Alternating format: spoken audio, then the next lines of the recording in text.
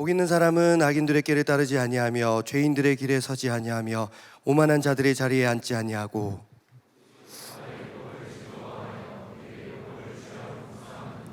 그는 시냇가에 심은 나무가 철을 따라 열매를 맺으며 그 잎사귀가 마르지 아니함 같으니 그가 하는 모든 일이 다 형통하리로다. 그러므로 악인들은 심판을 견디지 못하며 죄인들이 의인들의 모임에 들지 못하리로다. 무릇 의인들의 길은 여호와께서 인정하시나 악인들의 길은 망하리로다. 아멘. 네, 이 본문의 제목, 이 본문으로 나는 네가 행복했으면 좋겠다, 나는 네가 행복했으면 좋겠다라는 제목으로 잠시 말씀을 전하겠습니다. 내일이 무슨 주일입니까? 추수감사 주일이죠. 추수감사 주일이라고도 하고 추수감사절이라고도 합니다. 올해도 여기까지 인도하신 하나님께 감사드립니다. 그리고 여러분들 모두 각자가 받은 은혜와 복을 잘 하나 둘 세어보시기 바랍니다. 그리고 내일 온종일 눈을 떴을 때부터 눈을 감을 때까지, 잠들 때까지 감사와 기쁨이 넘치는 저와 여러분의 추수감사절 되시기를 축복합니다. 추수감사절을 한 주 앞둔 지난 주일에 담임 목사님께서 창세기 12장 본문으로 복에 관한 말씀을 전해주셨습니다. 제목, 하나님께서 복을 주시는 이유. 그리고 내용은 복을 못 받는 이유에 대해서도 말씀해 주셨는데 제목이 하나님께서 복을 주시는 이유였습니다. 모든 창조물은 하나님께 복을 받아야만 오늘을 또 내일을 살아갈 수 있는 줄 믿습니다. 이 복은 모든 생명과 뗄래야 뗄 수 없는 것입니다. 우리는 모두 하나님께 복을 받아야 살아갈 수가 있습니다. 창세기 12장뿐만 아니라 시편 1편도 언급하셨습니다. 우리가 1절에 보면 복 있는 사람은 이라고 시작하는데 지난주에 담임 목사님 설교 때도 복 있는 사람은 이라고 시작하는 곳이 시편 1편이라고 말씀해 주셨습니다. 실제로 구약 전체에서 복에 관해 다루는 큰 줄기가 두 곳 있습니다. 첫 번째가 창세기 12장이고 두 번째가 시편 1편입니다. 특별히 오늘 저는 시편 1편으로 말씀을 전하고자 합니다. 사실 저와 어떤 뭔가 일을 많이 해보신 분들은 익숙하실 거예요. 제가 뭔가 시작할 때 시편 1편으로 말씀을 자주 전합니다. 임원단 임명 다 하고 전체 40여 명 청년부 임원단 첫 모임 때 시편 1편으로 말씀을 전했고, 작년에도 그랬고 올해 첫 모임 때도 그렇게 했습니다. 결혼식 주례를 할 때도 시편 1편으로 말씀을 자주 전하고, 아이러니하게도 장례식 때도 저는 시편 1편으로 말씀을 종종 전합니다. 샤인 혹은 수련회 준비위원을 임명했을 때도 첫 모임 때 시편 1편으로 말씀을 주로 전했던 것 같습니다. 그리고 올해 청년부 첫 LT 때도 이 말씀을 읽고 함께 기도했고, 또 제가 다음 주 수목금 청년부 은기수 장로님과 함께 내일 주보에 나올 텐데 군종 목사 역량 강화 세미나라고 2박 3일 동안 그분들의 그동안 한국 대형교회에서 군선교를 어떻게 섬겼냐면 거기 교회를 지어줘야 돼, 피아노가 없다고 해, 그럼 사주자, 우리가 돈 모아서, 그런 식으로 선교했다면 지금 이렇게 하는 것은 뭐냐면 군종 목사님들이 회복돼야 돼. 그분들이 설교를 검증받을 기회가 있어야 돼. 그분들의 어떤 생각과 질문에 대해서 우리가 답해줘야 돼. 그런 차원에서 2박 3일 동안 세미나를 합니다. 그 준비위원 첫 모임 때도 지난 주일이었는데 그때도 시편 1편 말씀으로 제가 잠깐 말씀을 전했습니다. 은기수 장로님 맞죠? 그때도 제가 이 시편 1편으로 말씀을 전했습니다. 어쩌면 저는 본동제일교회에서도 첫 설교를 시편 1편으로 하게 될 수도 있지 않을까, 그렇게 생각합니다. 시편 1편은 복 있는 사람은으로 시작합니다. 시편은 총 150편입니다. 총 150편으로 이루어진 이스라엘의 찬송의 모음이고 기도의 모음입니다. 근데 이 150편이나 되는 시편들의 전체 주제가 뭐냐? 시편 1편입니다. 150편이나 되는 시편의 주제가 시편 1편입니다. 그런데 시편 1편의 주제가 뭐냐? 어떻게 하면 내가 복을 받을 수 있을까? 이겁니다. 우리가 어떻게 해야 복을 받을 수 있느냐? 다시 말해 복 받는 비결에 관한 것입니다. 지난주일 말씀 제목처럼 하나님께서 복을 주시는 이유도 있지만 우리가 하나님께 어떻게 하면 복을 받을 수 있는가? 우리가 하나님께 복을 받을 수 있는 비결도 있다는 것입니다. 그게 바로 시편 1편입니다. 시편 1편을 잘 읽고 그렇게 살면 우리는 하나님께 복을 받을 수 있는 것입니다. 아까 제가 구약 전체에서 복에 관해서 다루는 큰 줄기가 두 군데 있다고 했습니다. 첫 번째는 창세기 몇 장? 12장. 그게 하나님께서 아브라함에게 복을 주시는 장면입니다. 그 창세기 12장. 그리고 오늘 본문 시편 1편입니다. 그런데 똑같은 복인데 다릅니다. 조금 다릅니다. 그래서 조금 구분해서 자세하게 말씀을 드리자면 창세기 12장에서 말하는 복은 우리가 하나님께 받는 복이에요. 블레스. 그게 창세기 12장의 복입니다. 너는 복이 될지라. 반면에 시편 1편에서 말하는 복은 똑같은 복 같지만 좀 다릅니다. 하나님께 복 받은 사람이 누릴 수 있는 복, 즉 행복, 해피니스. 그게 시편 1편에서 말하는 복입니다. 행복입니다. 오늘 저는 하나님께서 우리에게 주신 복 중에서도 특별히 행복에 관하여 잠깐 말씀을 전하고자 합니다. 사람은 누구나 행복해지고 싶어서 노력합니다. 행복해지고 싶어서 일도 하고 돈도 벌고 사람도 만납니다. 행복해지고 싶어서 사람을 만나다가 결혼도 하고 또 내 외모도 가꾸고 옷도 삽니다. 행복해지고 싶어서 또 내면을 가꾸기도 합니다. 진리를 추구하고 종교에 귀의하기도 합니다. 그렇게 봤을 때 우리 인생의 목표가 뭐냐? 행복을 찾아가는 길이 아닐까 그렇게 생각합니다. 헌법 제10조 제1문 후단에는 이런 표현이 있습니다. 모든 국민은 행복을 추구할 권리를 가진다. 이걸 우리는 행복 추구권이라고 합니다. 행복을 추구할 수 있는 권리는 헌법에서도, 대한민국 헌법에서도 보장하고 있는 권리라는 것입니다. 행복을 추구하는 것은 하나님의 백성인 이스라엘 사람들도 마찬가지입니다. 이스라엘 백성들도 삶의 목표가 뭐냐면 행복입니다. 하나님을 왜 믿냐? 복받고 행복하려고 하나님을 믿습니다. 행복은 이스라엘 신앙의 핵심입니다. 그리고 이것은 시편 1편에 너무 잘 드러나고 있습니다. 이 시에서 시인은 이스라엘 백성들은 어떻게 하면 행복할 수 있을까? 행복이 어디에 있을까를 찾습니다. 그런데 그들은 세상 사람들과는 전혀 다른 곳에서 행복을 찾습니다. 그들은 명예에서 행복을 찾지 않습니다. 그들은 권력에서 행복을 찾지 않습니다. 내가 좀 더 높아지면, 좀 더 힘을 가지면 행복할 줄 알았는데 거기서 찾지 않습니다. 지식에서 행복을 찾지 않습니다. 좀 더 좋은 대학에 가거나 좀 더 높은 학위를 받으면 행복할 줄 알았는데 거기서 행복을 찾지 않습니다. 부에서 행복을 찾지도 않습니다. 그렇다고 감각적인 쾌락에서 행복을 찾지도 않습니다. 세상 사람들과 많이 다릅니다. 그런가 하면 종교인들과도 다릅니다. 우리도 신앙인이지만 종교에 귀의한 사람들이잖아요. 어느 종교다 상관없이 종교를 복받는 수단으로 여깁니다. 기도해서 뭘 구하세요? 하나님 복 주세요. 저 여기 회사 돼야 돼요. 저 이 결혼해야 돼요. 하나님 저 이 대학 꼭 가야 돼요. 복받는 수단으로 종교를 이용합니다. 그리고 여기서 말하는 복은 뭡니까?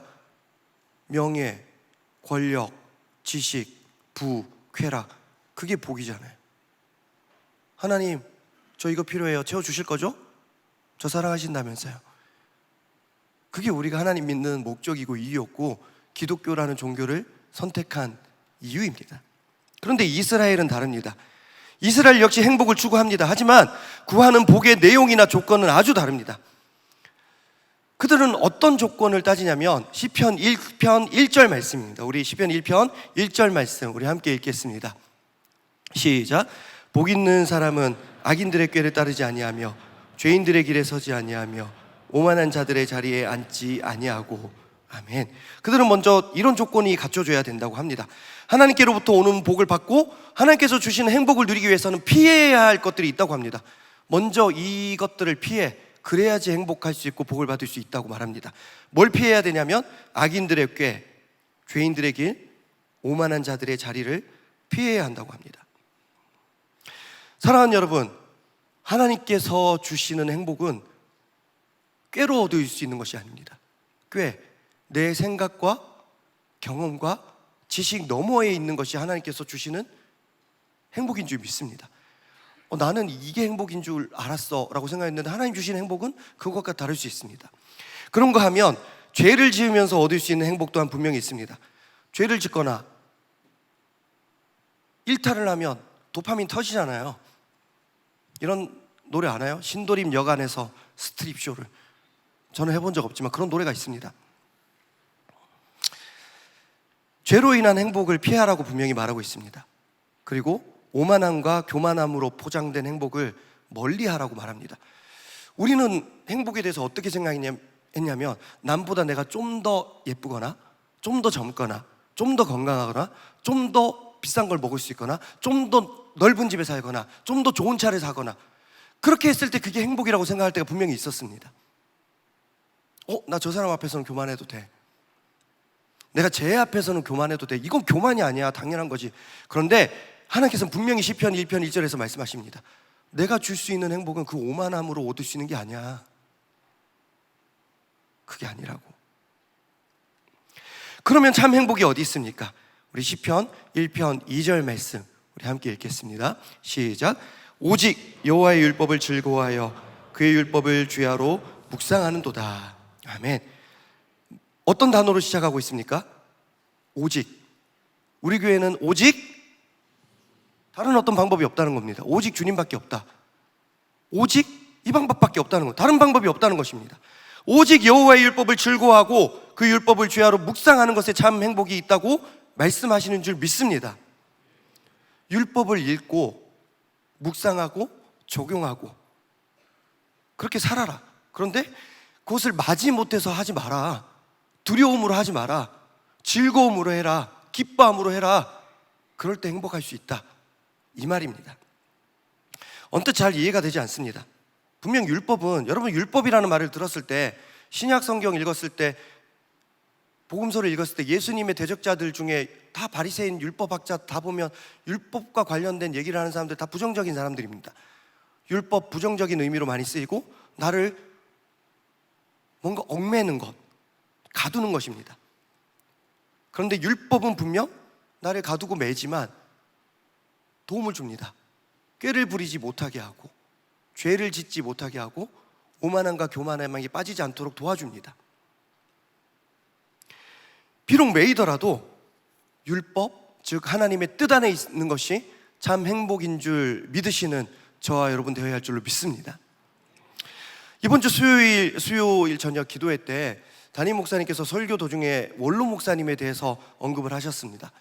우리 교회에서 원로 목사님에 대해서 자유롭게 언급하실 수 있는 분이 담임 목사님 외에 누가 있겠습니까? 원로 목사님께서 설교 중에 재미있는 행동을 많이 하시죠. 그리고 머리에 이렇게 뭔가 쓰시기도 하고 이런 거 쓰시기도 하고 피닉스 상가 시절에도 그런 행동을 많이 하셨대요. 그런데 담임 목사님께서 믿음으로 고백하셨습니다. 어린 시절 너무 창피했다고, 부끄러웠다고, 그리고 저는 그렇게 하지 못해요. 그렇게 저는 그렇게 못해요 라고 말씀하셨습니다. 근데 원로 목사님께서 그렇게 하시는 이유가 있습니다. 여러분들에게 기쁨을 주시려고 그렇게 하시는 겁니다. 성도들이 행복하고 즐거워하라고 그렇게 말씀하시는 겁니다. 굳이 예배가 지겹지 않기를 바라고, 설교가 지루하지 않기를 바라고, 어렵지 않기를 바라고, 교회에 오는 길이 좀 더 편하고 즐거운 길이 되기를 바라는 마음으로 원로 목사님 그렇게까지 하시는 겁니다. 제가 볼 때 담임 목사님께서는 자기는 그렇게 못한다고 하시지만 담임 목사님께서 여러분들 즐겁게 해드리기 위해서 노력하세요, 안 하세요? 노력을 하십니다. 저는 그걸 늘 느낍니다. 제가 이런 표현을 청년대학부 예배 때 해도 될지 안 될지 모르겠지만 이제는 그 누가 저를 뭐라고 하겠습니까? 이때가 아니면, 이때를 위함이 아니지. 담임 목사님께서는 원로 목사님의 그런 행동이 부끄럽다고 하시는데 두 분 다 공통점이 있습니다. 뭔가 흉내를 잘 내세요. 근데 제가 느낀 거, 근데 담임 목사님의 흉내는 주로 살아있는 것. 그러니까 원숭이, 아프리카에 가보면 원숭이들이 있습니다. 오오오오 막 이런 거. 아니면 그 아프리카 사람들의 어떤 말투, 그러니까 언어에 대한 탁월함이 있으니까 그렇게 흉내를 잘 내시는 것 같아요. 살아있는 것들을 잘 흉내내세요. 근데 원로 목사님은 살아있지 않은 것을 흉내내세요. 예를 들어서 이 차에 찻잎을 떨어뜨리면 그 찻잎이 퍼지는, 이거 지워주세요. 그런 거 하면 지붕에서 비가 쏟아지는 거예요. 우두두두두두두, 아버지 우두두두두, 비가 또 내립니다. 원로 목사님은 살아있지 않은 것을 주로 흉내내시고, 담임 목사님께서는 살아있는 것을 흉내내신다. 이거 지워주세요. 자, 감히 제가 원로 목사님의 마음과 담임 목사님의 마음에 비할 바는 아니지만 저도 그런 마음으로 지난 4년을 섬겼던 것 같습니다. 저는 여러분들이 즐겁고 기쁘기를 바랬습니다. LT 시간에 대학부 지체들 보면 청년부 LT 기대된다라고 해서 올라왔는데 막상 리더가 돼서 LT를 들어보고 뭐야? 그럴 때가 있습니다. 제가 성경 이외의 얘기를 할 때가 있습니다. 그런데 저는 그런 얘기를 하더라도 이 시간이 졸립지 않고 즐겁기를 바라는 마음으로 그렇게 합니다. 설교 시간에 한 번이라도 여러분들이 웃기를 바라는 마음이 컸습니다. 주일 오후 광고 시간에 여러분들 웃기를 바라는 마음으로 그렇게 했습니다. 홍보 영상 쉽지 않죠. 하나하나 만드는 거. 그렇지만 즐거움이 되면 좋겠다, 그런 마음으로 무리했던 것 같습니다.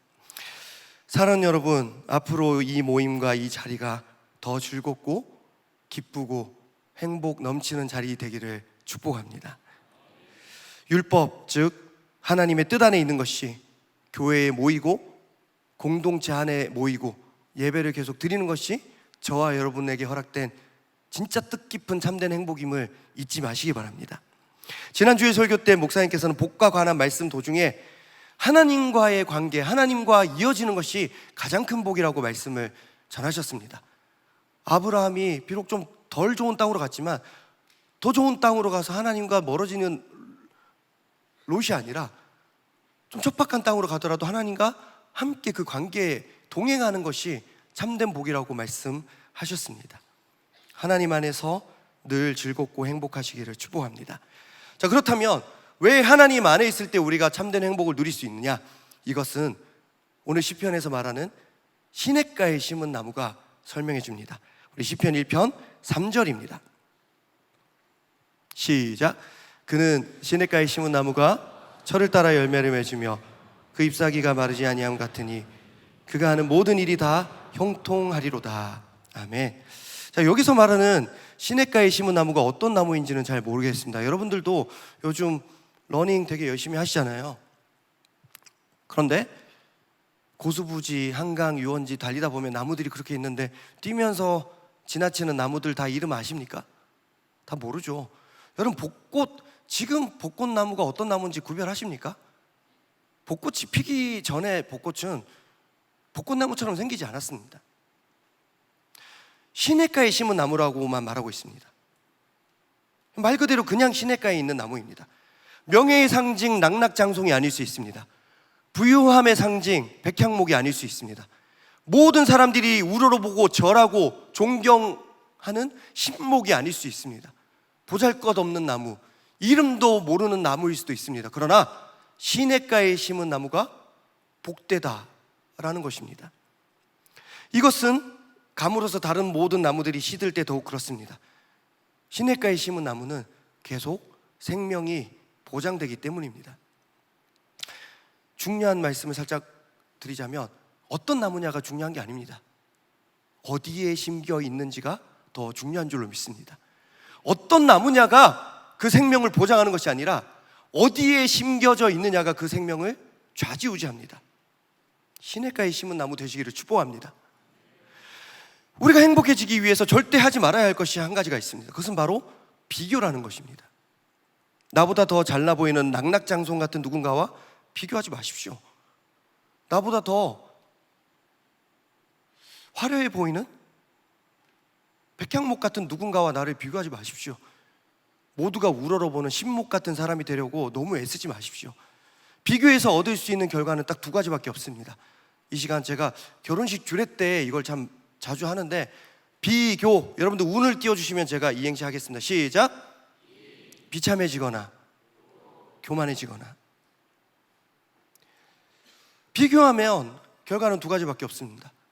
내가 좀 모자라다 싶으면 비참해지는 것이고, 내가 좀 괜찮다 싶으면 교만해지는 것입니다. 결국 비참해지거나 교만해지거나 다 하나님 주신 행복과는 거리가 멀어지는 것입니다. 많은 사람들이 바람에 나는 교와 같이 행복을 찾아 떠돕니다. 끊임없이 비교합니다. 여기가 더 좋을까 저기가 더 좋을까. 끊임없이 평가합니다. 이 사람의 리뷰는 이렇고 저 사람의 리뷰는 이렇고. 끊임없이 계산합니다. 여기가 더 비싸고 저기가 더 싸고. 그러면서 더 좋은 자리를 찾아 떠납니다.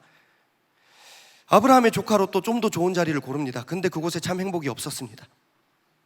하나님과 함께하는 것이 참된 행복인 줄 믿습니다.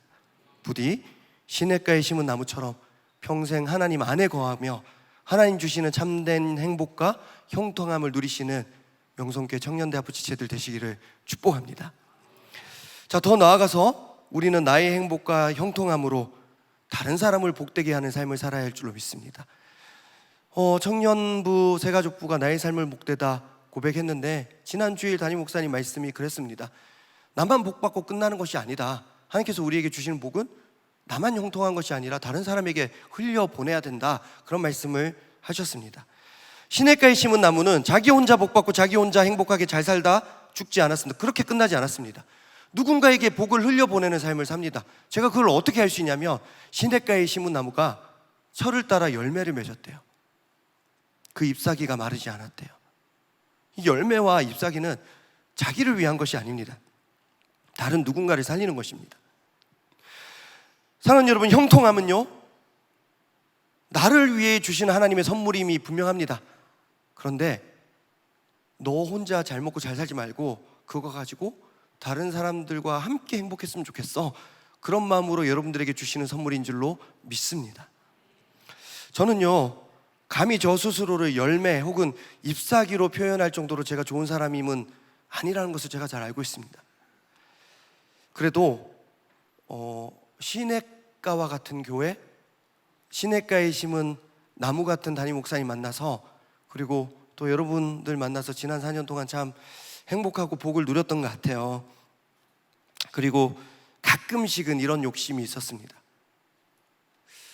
내가 부족하지만 때로는 내가 열매가 되어서, 잎사귀가 되어서 저를 통해서 사랑하는 청년들이 조금이라도 더 행복해지면 좋겠다. 그런 마음이 있었습니다. 누군가에게는 제가 열매가 되어서 그를 먹이고, 또 누군가에게는 제가 잎사귀 그늘이 되어서 제 곁에서 잠시 쉬어갈 수 있었으면 좋겠다. 그런 욕심이 있었습니다. 돌아보니 여러분들께 잘한 것보다는 잘하지 못한 기억이 분명히 더 많이 있습니다. 그러나 저 마음만은 여러분들께 좀 보탬이 되고 싶었다. 그렇게 고백하고 더 잘하지 못해서 송구한 마음입니다. 지난주에 설교를 들으면서 제 마음에 가장 많이 남았던 이야기는 앤 구루델이라는 한 소녀의 이야기였습니다. 주일 예배는 다른 교회에서 드리고 토요 예배를 이 자리에서 드리는 청년들이 있습니다. 청년부가 없는 교회 청년들은 우리 교회에서 토요일에 예배를 드리기도 하거든요. 그래서 지난주에 담임 목사님께서 읽어주셨던 그 이야기를 줄여서 한번 그대로 읽어드리겠습니다. 앤 그루델은 언청이로 태어났습니다. 친구들이 그녀의 입술에 관해 물으면 사고로 생긴 상처라고 거짓말했습니다. 삐뚤어진 입과 부정확한 발음은 앤에게 끔찍하기만 했습니다. 그녀는 늘 우울증에 시달리며 부모를 원망하고 친구를 기피하며 살았습니다. 앤은 모든 사람이 자기를 싫어한다고 생각했습니다. 그런데 하루는 앤이 다니던 학교에서 속삭임 검사를 시행했습니다. 학생이 한쪽 귀를 막은 채 선생님이 작게 말하는 소리를 따라 말하는 것이었습니다. 선생님은 학생의 한쪽 귀에 하늘이 파랗다, 바람이 시원하다 등 간단한 문장을 조용히 말했고, 학생들 대부분은 정확하게 선생님의 속삭임을 따라서 말했습니다. 앤의 차례가 되었을 때 선생님께서 속삭이셨습니다. 나는 네가 내 딸이었으면 좋겠다. 선생님의 이 말 한마디가 앤의 인생을 바꾸었습니다. 앤은 이후 자기의 장애로 인해서 상처받지 않으려고 노력했고, 결국 저명한 심리학자가 되어서 다른 사람들의 마음을 살피는 삶을 살게 되었습니다. 혹시 이 이야기 기억하실까요? 그래서 제가 이 이야기가 너무 마음에 남아서 오부 예배 마치고 서로 인사할 때 나는 네가 행복했으면 좋겠다 라고 서로 인사를 나눴고, 그걸 그대로 오늘 설교 제목으로 잡았습니다. 다시 들어도 저는 너무 감동적인 이야기입니다. 제가 이 이야기를 여러분들께 소개할 수 있는 이유는 이 이야기가 정확하게 어디서 나왔을까 열심히 찾았습니다. 원 자료를 찾기 위해서. 그리고 이 이야기가 실린 책을 열심히 찾았습니다. 그리고 네가 내 딸이라 행복해 라는 제목의 책 속에 이 이야기가 실려 있다는 정보를 듣게 됩니다. 그 책을 사려고 봤더니 절판이 되었습니다. 신권은, 새 책은 하나도 없었습니다. 전국에 중고로 딱 2권 있었습니다. 알라딘 중고서점, 일산 화정점, 그리고 동대구점. 어디가 더 가까워요? 비교하면 비참해지거나 교만해지는데, 그래도 이건 또 다르잖아요. 그래서 그 때문에 동대구까지 가면 안 되잖아요.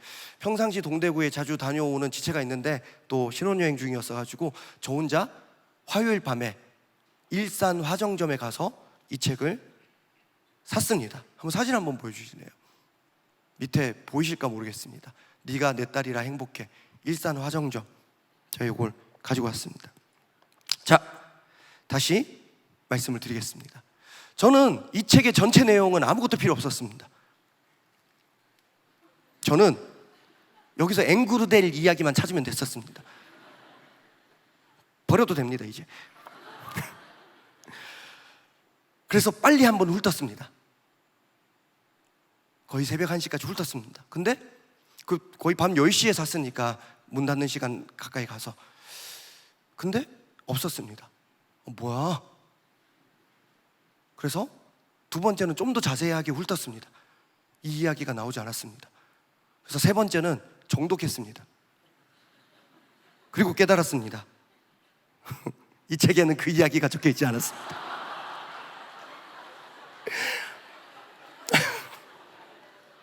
그때 이제 너무 감동적인 이야기인데도 그때 이제 3번째 정독하고 나서 저에게 이제 제 마음에 이제 한 단어, 쉣, 뭐 그럼 새벽 3시까지 읽고 진짜 열받았거든요. 나 일산회점 그 블로그 찾아가서 댓글 남길 뻔했어요. 거짓말쟁이 막. 근데 이 책은 자폐아 딸을 키운 한 어머니의 신앙일기였습니다. 딸이 자폐아예요. 그리고 저자는 진짜 솔직하게 자기 이야기를 풀어냅니다. 어느 정도로 솔직하게 이야기를 풀어내냐면, 내일이 추수감사절인데 신앙인이잖아요. 하나님께 감사와 은혜만 표현하지 않습니다. 저 하나님 너무 원망해요. 그리고 저 사람 너무 미워요. 왜 저한테 이 딸을 주셨어요? 이런 거를 가감없이 썼어요. 그런데 읽다 보면 어려움이 있을 때마다 원망도 했지만 풀어지는 결론을 보면 그때 하나님이 우리와 함께 하셨음을 고백합니다. 그렇게 마치고 있어요. 모든 에피소드가. 그리고 앵그루델을 위로했던 그 선생님처럼 절망적인 상황마다 자기 딸을 위로해 준 사람도 있었음을 고백합니다. 그리고 진짜 실명을 그대로 써요. 누구누구야 잘 지내지? 누구누구 선생님 고마웠어요. 무슨 사모님 그때 너무 위로가 됐어요. 그리고 결국은 자폐아 딸을 주심도 나에게 주신 복과 행복이었음을 고백하며 이 책은 마무리가 됩니다. 선생님 한 분께 인정받는 것이 한 아이의 인생을 바꿉니다. 그리고 이 책에서도 순간순간 누군가가 인정해 줬을 때 이 자폐아 아이의 삶이 변화되는 것을 고백을 합니다. 시편 1편 6절 말씀입니다. 시작. 무릇 의인들의 길은 여호와께서 인정하시나 악인들의 길은 망하리로다. 아멘. 사람에게 인정을 받아도 이렇게 큰 변화가 일어나는데 하물며 여호와께 인정받는 자의 삶은 오죽하겠습니까? 사랑하는 여러분의 걸어가는 모든 길이 여호와께서 인정하시는 길이 되기를 축복합니다. 그리고 이 공동체가 다른 교회의 인정을 받고, 그것도 중요하고, 기독교 언론에서 우리 공동체를 되게 높게 평가해주고 유튜브에서도 조회수 엄청 나오는 거 중요하지만 그것보다 하나님께서 인정하시는 이 공동체 되기를 소원합니다. 하나님의 인정하심 안에서 앞으로도 행복하시기를 바랍니다. 언젠가 청년부 LT 시간에 한 뭐 두 달 안 지났던 것 같아요. 이제 제가 이제 곧 사임하게 된다는 걸 이제 얼추 드러났을 때 LT 시간에 제가 좀 편한 팀장들 몇몇에게 이렇게 물었습니다. 누구누구 팀장, 내가 2016년 12월에 명성교회 사임한 이후에 내가 자기한테 개인적으로 연락한 적 한 번이라도 있었어? 그런 식으로 몇 명 팀장에게 물었습니다. 그 친구들은 그때도 너무 친했었고 지금도 너무 가까운 편한 사람들입니다. 근데 제가 질문을 했을 때 하나같이 다 고개를 저었습니다. 왜요? 저는 사임한 이후에 개인적으로 누군가에게 연락한 적이 단 한 번도 없습니다. 아무리 보고 싶어도 저는 참았습니다. 이번에도 마찬가지입니다. 저는 절대, 여러분 소원하지 마세요. 미리 말씀드립니다. 이 공동체는 또 다른 리더십으로 세워져 가야 되고, 또 저는 그 과정 가운데 어떤 방해 요소가 되고 싶지 않고 저는 연락하지 않을 겁니다. 그리고 저는 이 시간 자신 있게 선포합니다. 여러분들이 연락 주시면 받겠습니다.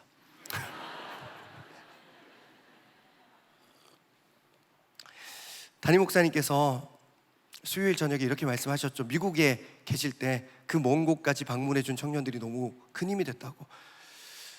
뭐 방문까지는 아니더라도 하나님 안에서 소식들이 또 오가고 들리기를 저는 바라며 소망합니다. 앞으로도 저는 하나님 안에서 우리 명성교회와 김하나 담임 목사님과 이어져 있는 목사가 되도록 노력하겠습니다.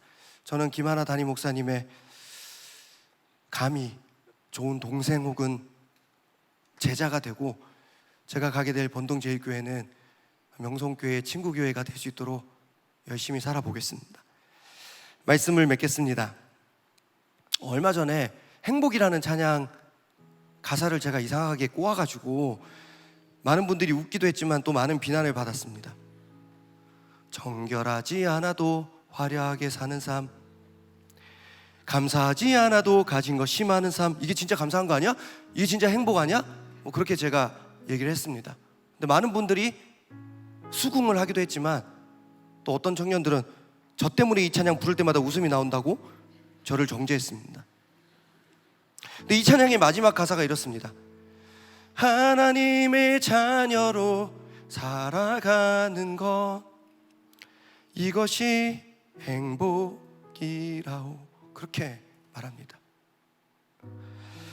율법, 즉 하나님의 뜻 안에서 시냇가에 심은 나무처럼 다른 누군가의 자녀가 아니라 하나님의 자녀로 살아가는 것이 우리에게 허락된 참 행복인 줄로 믿습니다. 오늘 무슨 찬양을 할까 고민이 되었습니다. 최근에 몇몇 청년들이 저에게 금지시킨 찬양들이 있습니다.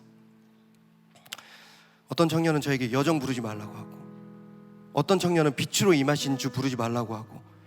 왜냐하면 그 찬양에 그 청년과 저와 관련된 어떤 그 스토리가, 사연이 있기 때문에 그 찬양을 부르면 눈물이 나니까 부르지 말라. 오늘은 저도 여정도 못 부르고 빛으로 임하신 주도 못 부르고 뭘 부를까 고민하다가, 이 슬픈 찬양이 아닙니다. 근데 저는 조금 슬픈 그런 찬양입니다. 방금 행복의 마지막 가사, 하나님의 자녀로 살아가는 것, 이것이 행복이라고 라고 알려드렸습니다. 그런데 이 찬양은 처음 시작하는 가사가 우리는 하나님의 자녀라는 것을 강조하면서 시작합니다. 그리고 하나님의 안에서 연결되어 있어야 함을 계속 강조합니다.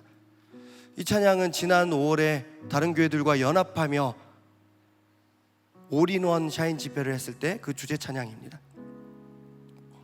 근데 아마도 많은 분들이 기억하시겠지만 잊었을 수도 있겠지만, 저는 금요일 저녁에는 만나교회에서, 토요일은 우리 교회에서 샤인 집회 했을 때 저는 쉽지가 않았습니다.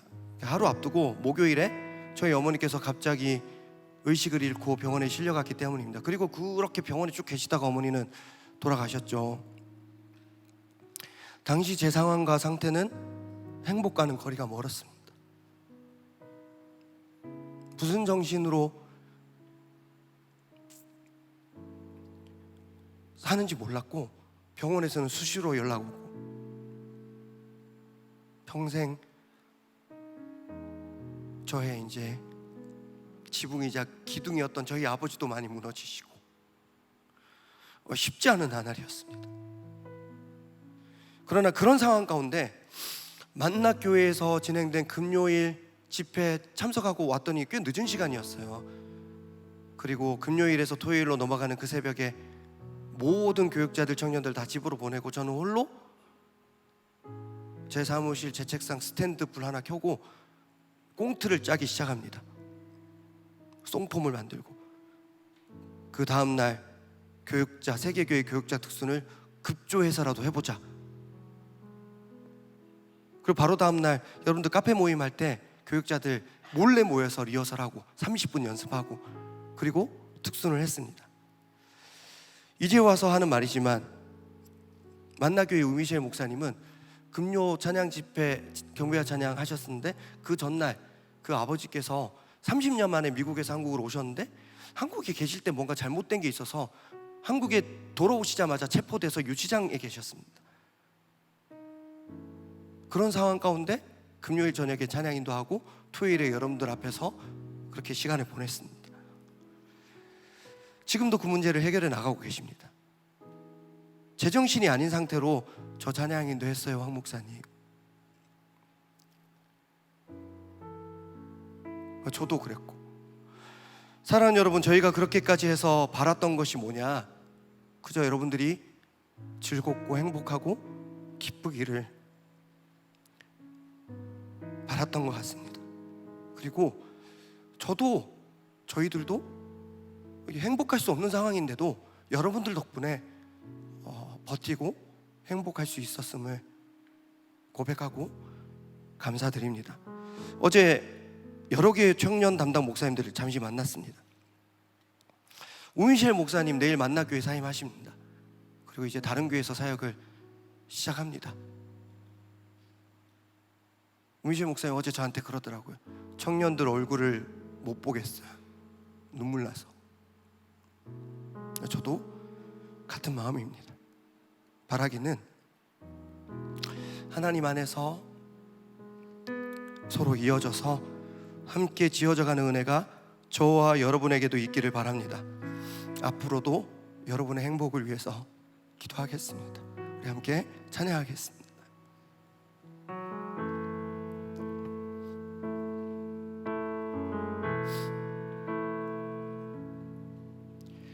우리는 하나님의 자녀,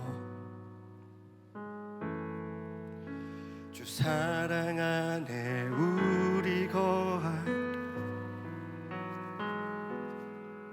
주 나를 사랑하신 것 같이 우리도 서로 사랑할 수 있네. 우리는 주의 몸된 교회, 우리는 주의 몸된 교회,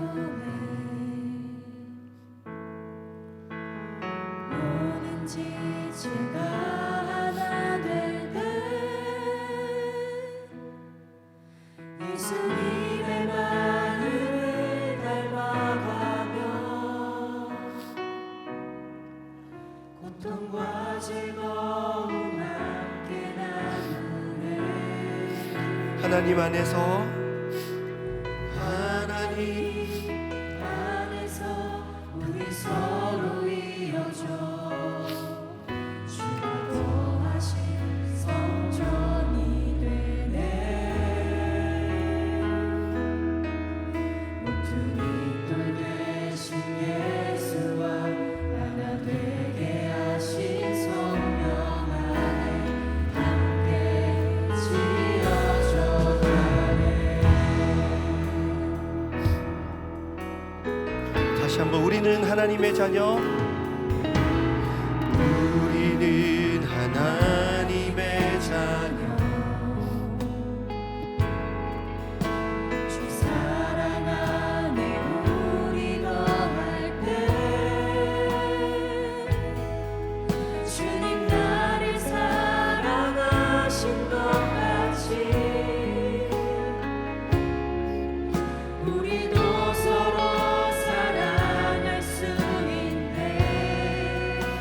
우리는 주의 몸된 교회, 우리는 주의 몸된 교회, 모든 지체가 하나 될 때 예수님의 마음을 닮아가며 고통과 즐거움 함께 나누네. 하나님 안에서 우리 서로 이어져 주가 거하신 성전이 되네. 모퉁이 돌 대신 예수와 하나 되게 하신 성령 안에 함께 지어져 가네. 하나님 안에서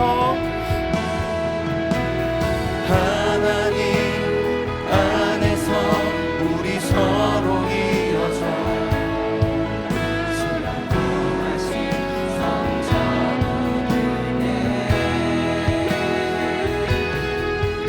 모퉁이 돌 대신 예수와 하나 되게 하신 성령 안에 함께 우리 더 높은 소리로 고백합시다. 하나님 안에서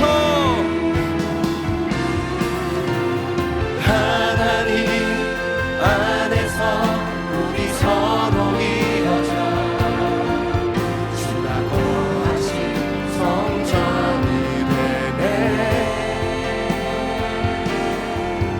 모퉁이 돌 대신 예수와 하나 되게 하신 성령 안에 함께 지어. 우리 더 높은 소리로 고백합시다. 하나님 안에서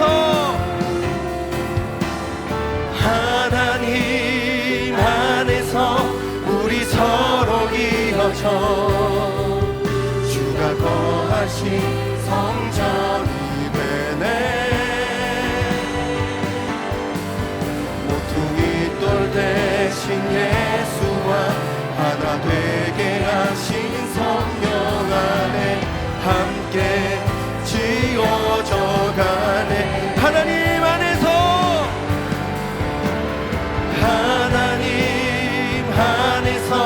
우리 서로 이어져 주가 거하신 성전이 되네.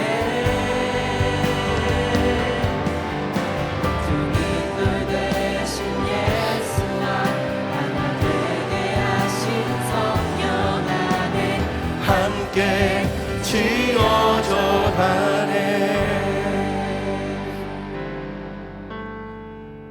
지난주 말씀 제목은 하나님께서 복을 주시는 이유입니다. 그리고 오늘 말씀의 내용은 우리가 복을 받을 수 있는 비결, 특별히 행복할 수 있는 비결에 관한 것입니다.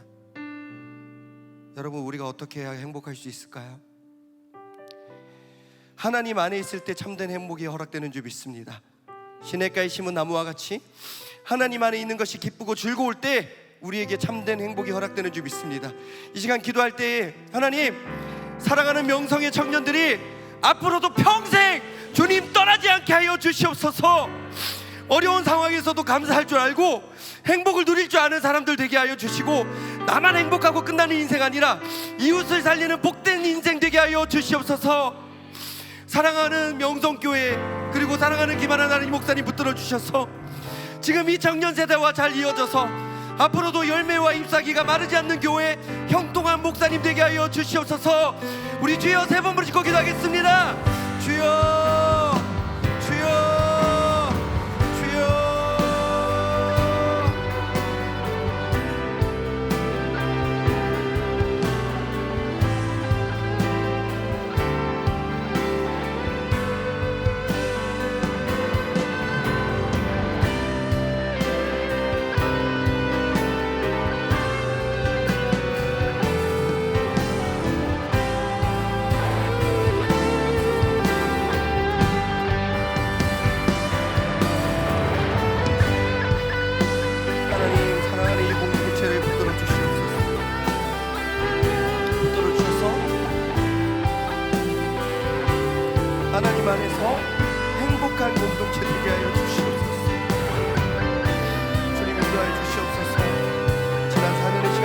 맡겨주신 하나님께 감사드립니다.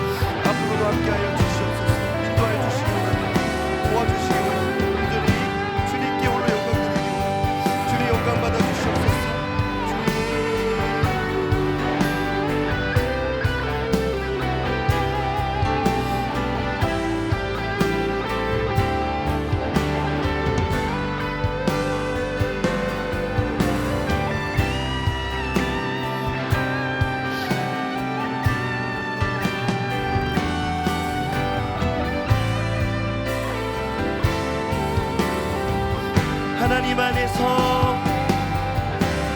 하나님 안에서 우리 서로 이어져 주가 거하실 성전이 되네.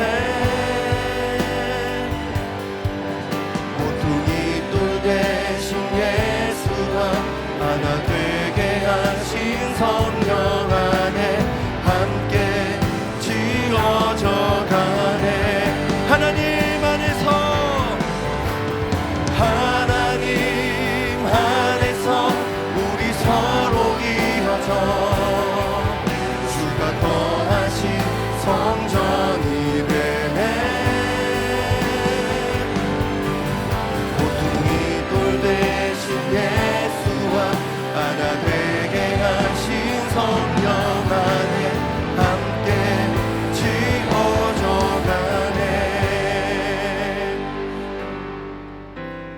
하나님 안에서 우리 서로 이어져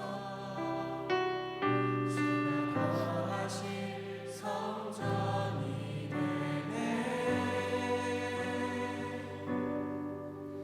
모퉁이 돌 대신 예수와 하나 되게 하신 성령 안에 함께 지어져 가네. 여러분들의 목소리로 하나님 안에서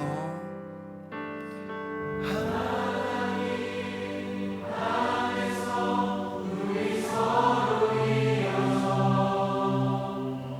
주가 거하신 성전이 되네. 모퉁이 돌 대신 예수와 하나 되게 하신 성령